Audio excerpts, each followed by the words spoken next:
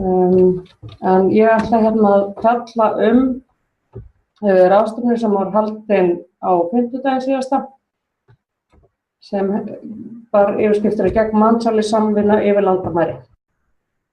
Og áður en lengra er haldið að þá vil ég taka fram að orðið er dregið af ekki bara konu, heldur líka þræl.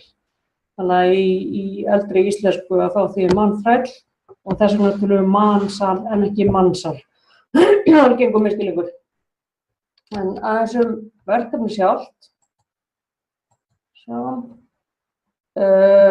Verkefnið samráðsvettvangur, það var stofnaður samráðsvettvangur við dómsmálaráðuneytisins viðbrögð mansali fyrir þó nokkru síðan, ég held að það verið 2013 eða 2014 og ég tók þátt í þeirri vinnu.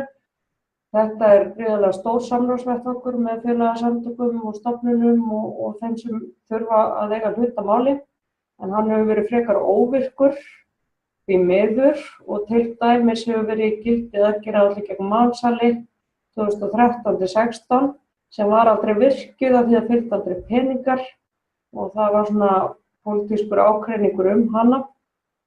En hins vegar segja okkur erum við með alþjóðaskuldbindingar sem segja okkur að við eigum að vera með aðgerðaáætlun gegn mansali hérna á Íslandi eins og aðrar siðaðarþjóðir.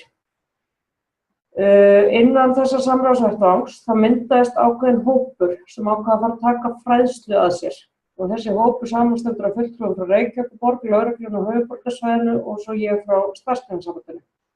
Og þessi hópur hefur verið að fræða út allt land, sérstaklega fagfólk og fólk sem vinnur í framlínunni og meðal annars á þessu vettvangi. Ég hef áður komið hérna og talað þetta.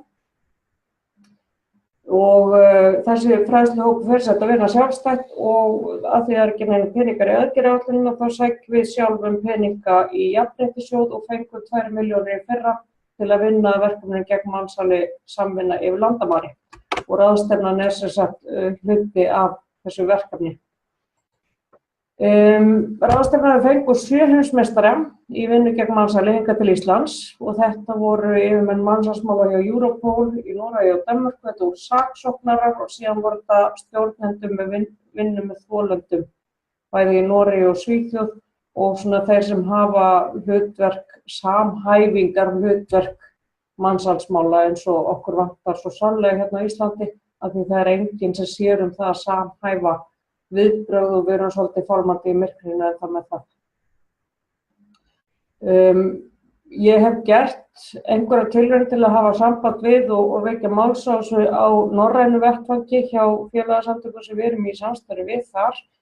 En við virðumst vera komin svolítið lengra í svona almennum pælingum hérna á Íslandi vinnumansal heldur en vinir okkar og félagar á Norðurlöndunum. Þetta er ekki alveg komið á dagskrá þar. En þau eins og við erum svona að vakna upp við vondan draum núna og ég reikna með að þessi mál verði fyrirferðar meiri á alþjóðavettvangi okkar alþjóðasamstarfi. Það með það. Aðeins samantekt frá ráðstefnunni. Ef þú veist ekki af hverju leitar þá finnur þú það ekki. Þetta er svona eins og með fíkniefnin. Ef þú leitar ekki sérstaklega að dópi að þá er það ekki til. Það er alveg eins með mansal og til þess að geta leitað og fundið og þá þarf að hafa þekkingu á ýmsum birtingarmyndum og einkennum mansals.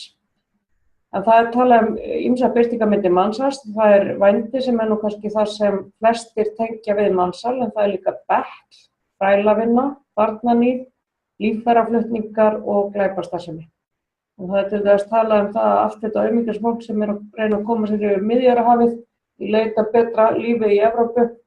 Ef þau get ekki borgað fyrir ferðina þá verður þau seld líffæraflutningum til Kína eða Pakistan, þangað sem við ríku Vesturlandabúar förum og náum okkur í nýra eða hjarta eða hvað sem okkur vantar.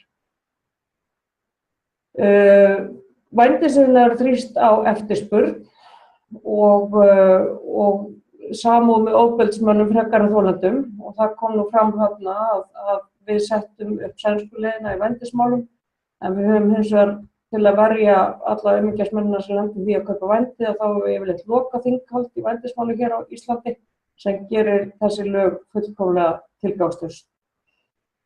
Og svo getum við rætt það frekar þar sem við höfum orðið áskynja síðustu vikur hvar samúðin í samfélaginu liggur, hvort það með ofbeldismönnum eða þolendum. En þetta einn af okkar akkillesarhælum og við þurfum að fara að breyta þessu. Þau tóku fram norsku fyrirlesararnir hvaðan fólk að koma, hvaðan það sætt mansali inn til Noregs. Og þá eru það frá Litháen, Rúmeníu, Búlgaríu, svæðið þar í kring og síðan í vændisiðnaðinn þá fólk aðallega og konur frá Nígeríu. Vinna gegn mansali krefst nýrrar hugsunar. Það til dæmis mjög auðvelt að sjá glæpamenn, en ef það kafað dýpra þá má sjá fórnarlömb. Mér minnist eitt mál sem var rakið á ráðstefnu. Það var ung stúlka undir lögaldri sem var alltaf verið að taka fyrir búðarhnykk. Og þetta virkaði þannig að hún var tekin, færð inn á lögreglustöð, síðan kemur frændi hennar og greiðir fyrir sektina og losar henni úr fangelsi. Og þar með það búið. Nema einn af þessum mönnum sem var á ráðstefnunni var Rudolf Kristoffersen sem saksóknari frá Noregi. Hann fór eitthvað að skoða þetta betur og þá kemur ljós að þessi stelpa hafi verið tekin á mjög mörgum stöðum í Noregi fyrir búðarhnykk. Og alltaf kemur þessi frændi og borgar hana út. Og þetta endaði sem mansalsmál þar sem hún var fórnarlamb, hún var ekki í skóla og var ekki sjálfráð og hún var sem mansalsfórnarlamb sem var flutt inn til Noregs beinlínis til þess að stunda búðarhnykk. Þannig að það þarf oft að klóra eins yfir yfirborðið og skoða hvað undir niðri. Það sem nýtt í dag með það sem hefur verið áður, það ekki bara verið að ræna fólki til vinnu, heldur verið að ræna persónu þeirra líka. Það að segja aðgengi þeirra samfélagsmiðlum, Facebook, kennitölu og svo framvegis. Og þetta hluti af því að í rauninni flækja fórnarlömb mansals inn í glæpastarfsemi sjálft. Til dæmis vorum við mál í Danmörku sem heitir Geitungabúsmálið eða kallað það. Þar voru kennitölur fórnarlamba mansals nýttar til að slá lán, kaupa hluti upp á krít, svíkja atvinnuleysisbætur út úr kerfinu og svo framvegis. Þannig að það hver einstaklingur gjörnýttur ef fólk ætlar að nýta það annað borð. Eitt af því sem ég vona að flestir saksóknarar, lögreglur og lögfræðingar sem voru á þessum fundi hafi tekið með sér þessi skýru skilaboð að ef þú ætlar að byggja mál á framburði þolenda þá getur þú gleymt því að það verði mál. Því að þolendur eru oft haldnir Stokkhólmseinkenni, þeir hafa það jafnvel betra í þrældómi heldur en þeir höfðu heima hjá sér, fá þá allan húsaskjól og mat og þeir eru yfirleitt ekkert sérlega áreiðanleg vitni í eigin máli. Þannig að það bara mjög mikilvægt að leita annarra gagna ef þú ætlar að byggja upp mansalsmál. En ég held að við höfum verið svolítið föst í því á Íslandi að hika við það að búa til mál í kerfinu af því að framburður þolenda sé ekki nógu trúverðugur eða eitthvað slíkt. Og eitt mál sem var rakið það voru rúmensk hjón, mynd af þeim, næst til vinstri. Þau voru flutt til Danmerkur, þau bjuggu á Svölunum í þessu húsi sem við sjáum hérna. Þau voru gerð út í ræstingar, í opinberar byggingar, þau voru að þrífa skóla.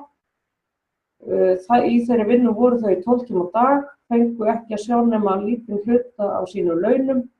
Restin fór til fjölskyldunar sem hýsti þau þarna í íbúðinni sem sagt mansaljendur.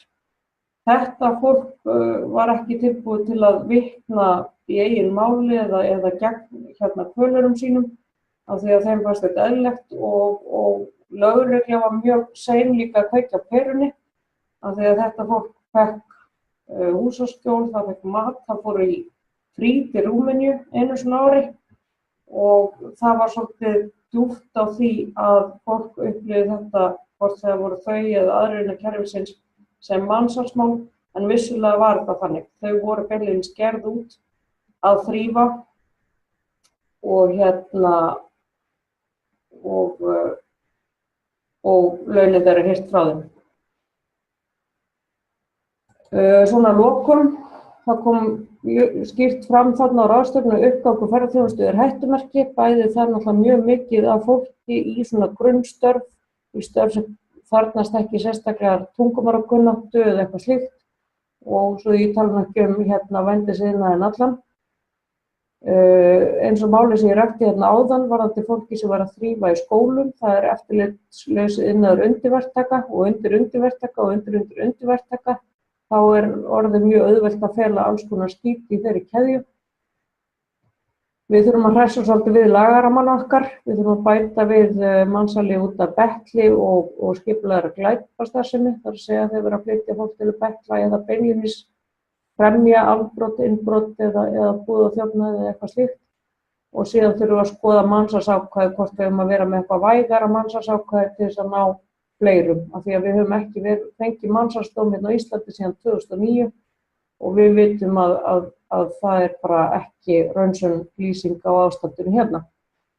Ég vil líka leggja áherslu á það að ríkisstjórnin girði sig í brók og geri aðgerðaáætlun gegn mansali og að peningar fylgi með á þessu sinni til þess að taka á málinu, því að við höfum bæði hérna í verkalýðshreyfingunni, hjá lögreglunni, Reykjavíkurborg og víðar, við höfum verið að leggja sjálf fram peninga í það sem ríkið á að gera og til að mynda þá þurftum við sjálf að sækja styrki en auðvitað á ríkið að fjármagna fræðslu og aukningu á þekkingu.